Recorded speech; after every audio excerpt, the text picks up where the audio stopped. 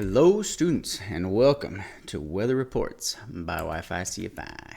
Lesson objective today is to determine that you as a student exhibit proficient knowledge of the elements related to weather reports by describing the elements on the following slide. We're mostly going to be using the Pilot's Handbook of Aeronautical Knowledge, and we're going to be pulling weather reports from various sources, aviationweather.gov. Some things are like from ForeFlight and whatnot, but some of the reports will come from those different websites. The general knowledge of the weather reports does come from the PHAG.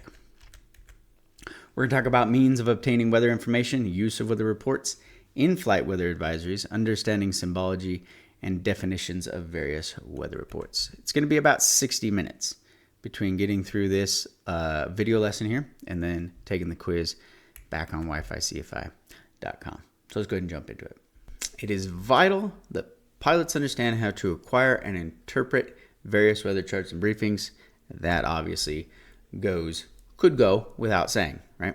The first thing that we're going to talk about here is the Flight Service Station, FSS. This is the primary source for pre-flight weather information. It can be obtained 24 hours a day by calling 1-800-WX-BRIEF. Just get on your phone, 1-800-WX-BRIEF. You can talk to a weather briefer. Telephone numbers can be found. If there's other telephone numbers, they can be found in the Chart Supplement US. The FSS also provides in-flight weather briefing services and weather advisories to flights within their area of responsibility.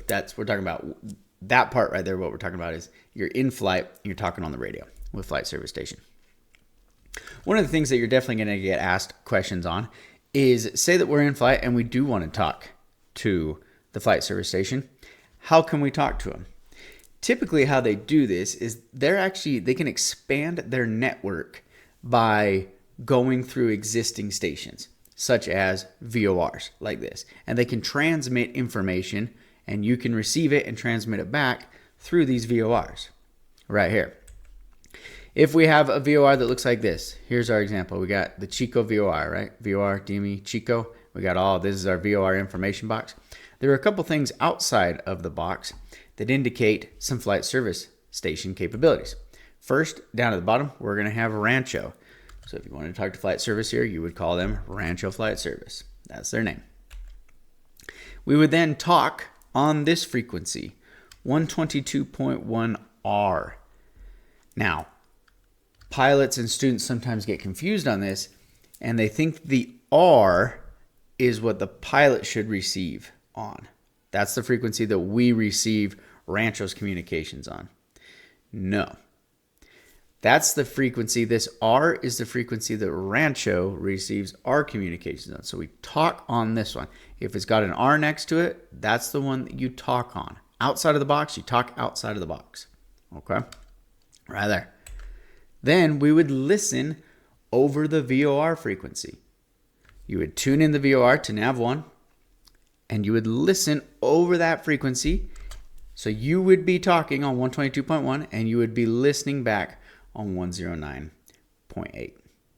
And that's how you could talk to Rancho Flight Service Station. The reason we bring this up is because I guarantee you're going to get asked questions about this on your check ride or on your written test.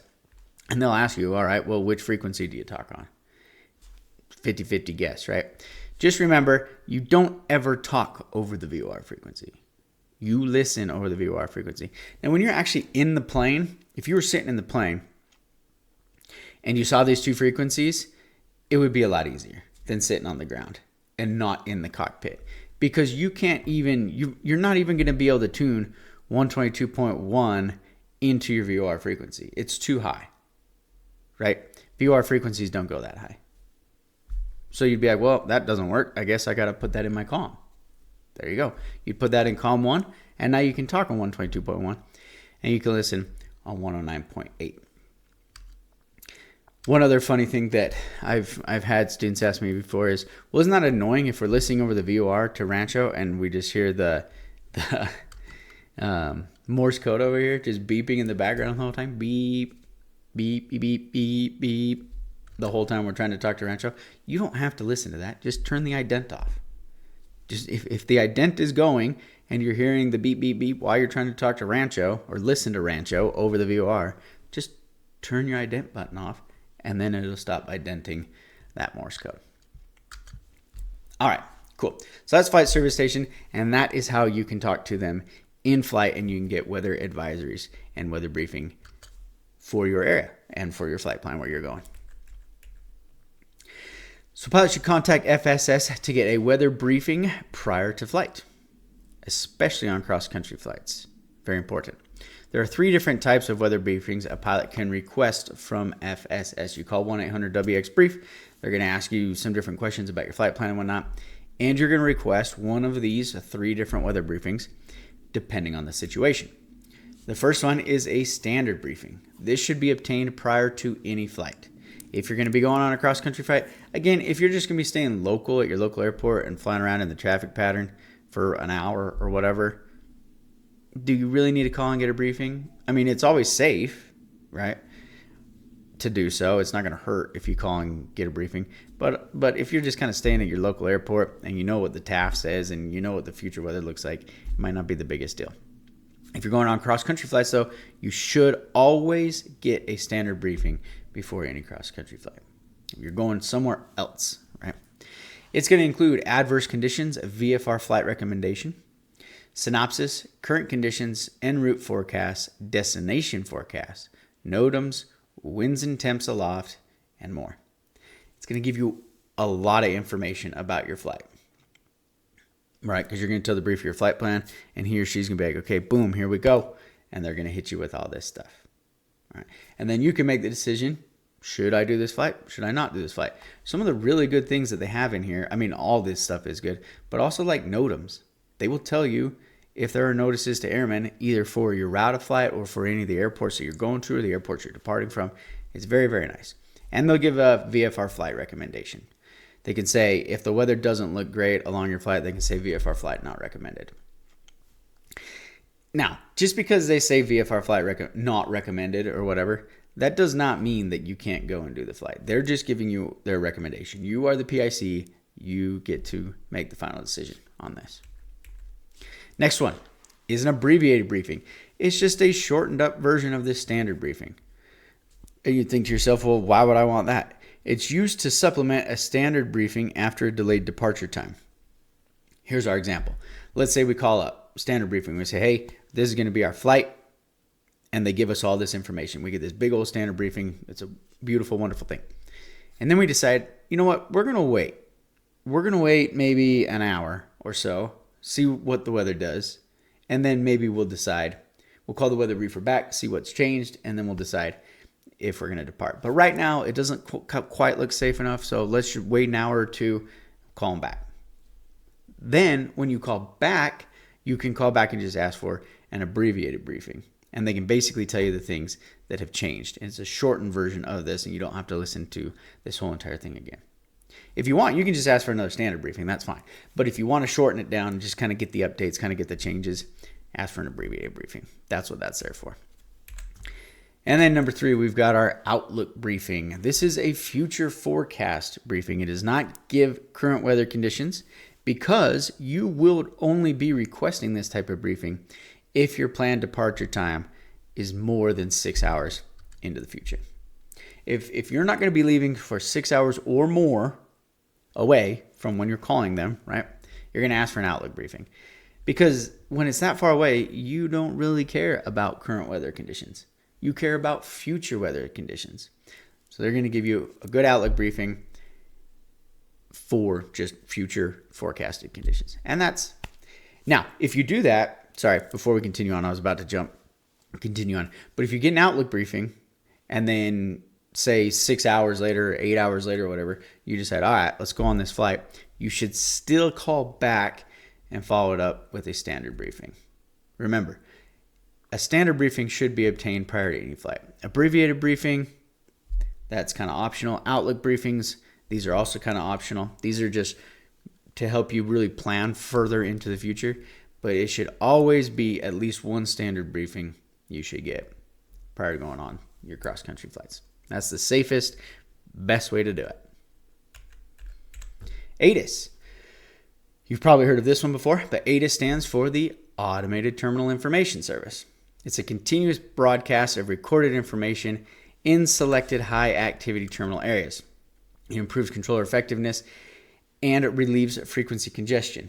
Each cycle of the ATIS contains a code. The pilot should repeat this code to ATC calling for taxi instructions, and then each time it's updated, there's a new code. All right, if you haven't been flying before, basically how this works is you get in the plane, you're going to tune in the ATIS frequency, and you're going to listen to the report. It's going to tell you weather, it's going to tell you a whole bunch of different information about the airport that you're at. And then it's going to say ATIS code Alpha or Bravo or whatever it is. And then when you call up ATC for taxi, so you listen to this whole report, you'll call up ATC for taxi, you'll tell them you're ready to taxi and that you have information blank, whatever they said the ATIS code is. Say, we have information Alpha. Sweet. That saves the pilot time and the controller a lot of time and a lot of frequency congestion because you don't need to call them up individually and say, hey, what's the weather like? You just listen to the report and then tell them, hey, we listened, we got code Alpha, we're good to go. Typically, they update these like once an hour. They can update them more often than that if they need to, but typically it's about once an hour. And then they usually just go through the alphabet. So after Alpha, the next hour, there's going to be a new report that they put out that you listen to, and it'll be information Bravo, and then Charlie, and Delta, Echo, Foxtrot, and it goes through the whole thing. All right. This is some things that the ATIS information will include: the airport facility name, a phonetic letter code, time of the latest update, wind direction and velocity, visibility, obstructions division, sky condition, temperature and dew point, and the current altimeter setting. A lot of good information, a lot of necessary information really for your planning, for your flight planning, and for flying safely. Always getting ATIS. Then we have some things that are similar to ATIS, but they're a little bit different. We have AWOS and ASOS. AWOS stands for the Automated Weather Observing System. It reports weather conditions in the immediate vicinity of the airport. These are typically unmanned, where ATISs are typically manned. These ones are typically unmanned. They're controlled and operated by the FAA, and they're updated on a minutely basis, essentially making them real time. They're updating every minute. All right. And they're controlled and operated by the FAA. ASOS stands for Automated Surface Observing System. Same kind of thing. It reports weather conditions in the immediate vicinity of the airport, but this one is controlled by the National Weather Service or the Department of Defense or both. Issued on an hourly basis. This is updated every hour. That's the difference. So the big difference is that AWOS is going to give you this weather information. It's run by the FAA, updated minutely, basically making them, like we said, real time. ASOS is going to be the National Weather Service, Department of Defense, issued on an hourly basis. There you go. You got ATIS, AWOS, and ASOS. They all give a little bit kind of different information or in different times, but for the most part, when you're looking at checklists or whatever, or when we start to go through our flight maneuver lessons, and we're gonna talk a whole bunch of times about, hey, get the weather for the airport. When we're saying get the weather for the airport, we're saying tune in to the ATIS, the AWOS, or the ASOS, listen to it, and know what you're heading into. METARs are next. METARs are real popular, real important. METAR stands for Meteorological Aerodrome Report. It's an observation of current surface weather reported in a standard format.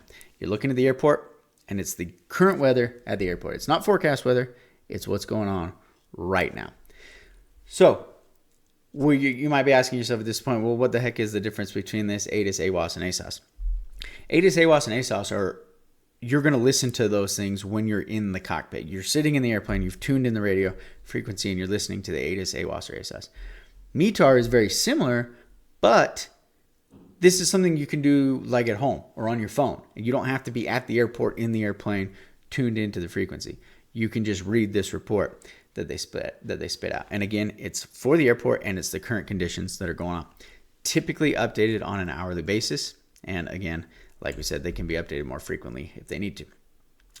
METARs are given in a standard format, and 100% guaranteed you will be asked to break down a METAR at some point, at multiple points. So you're just going to need to know this being a pilot anyways.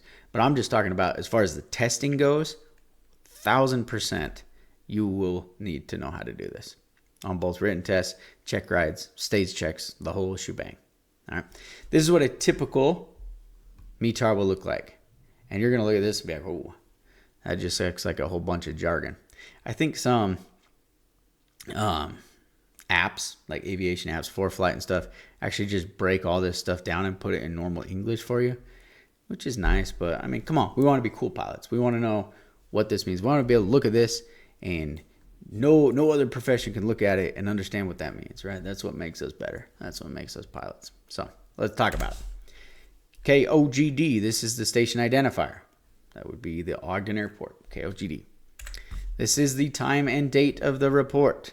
On the 9th at 1753 Zulu. They're just saying, hey, we spit this out to you on the 9th of the month at 1753 Zulu. Here are the winds, wind direction, and velocity. In this specific example, this is saying wind is variable at 5 knots. So there's not really a specific wind direction. It's kind of switching up. It's a variable wind direction, and it's blowing at 5 knots. All right. Yeah, you could see other numbers that would say a direction like 310 at 5 knots, 310 at 10, whatever. And it would just have the direction instead of the VRB. Visibility, 10 statute miles. That's how far you can see. Sky condition and cloud coverage. It is clear skies today. You could see a whole bunch of other things right here too. You could see broken clouds at a certain layer, scattered clouds, whatever it may be. This is just saying it's a clear day. Here's our temperature dew point spread. Temperature's 9 in Celsius, and the dew point is M02. If you ever see an M with these numbers, it means minus or negative. Want to continue studying this lesson? We've got 2 ways that you can do just that. You can do it through our website at wifiCFI.com or on our premium YouTube channel. On our website, we have private pilot to flight instructor courses that includes private pilot, instrument rating, commercial pilot, CFI, CFII, and MEI study courses filled with videos, podcasts, quizzes, check ride workbooks, practice FAA exams, downloadable check ride lesson plans for those CFI, CFII, and MEI check ride lesson plans, flight syllabi in our teaching courses, and a whole bunch more. If you only care about watching the videos and you don't care about those other study materials, you can just sign up for our YouTube premium channel, which is just the videos. We've got hundreds of training videos, again, private pilot all the way through CFI, CFII, and MEI for all topics. And all of the links for both our wifiCFI, studying this on our website, and YouTube are down in the video description below. So you can head down into that description, read about it, click the links, learn more, and we hope to see you soon again on either our website or continue studying here on YouTube.